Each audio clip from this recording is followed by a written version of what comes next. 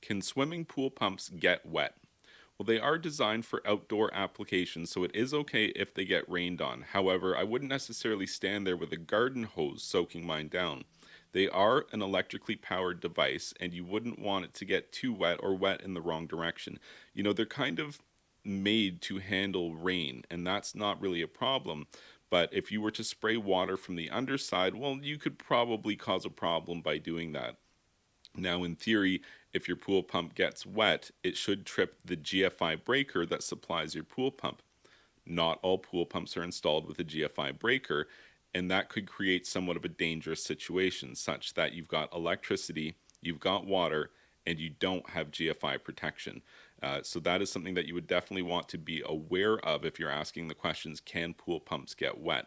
They can, but it's not really made for it. You wouldn't want to be doing, cannonballs, having giant tidal waves from the kids jumping in, splashing right onto your pool pump. That certainly wouldn't be desirable, but they are made for year-round applications outdoors, so you don't really need to worry about just general rain and moisture. If you found this information helpful, please be sure to like this video and subscribe to my YouTube channel. And you can check out my website, swimmingpoolsteve.com.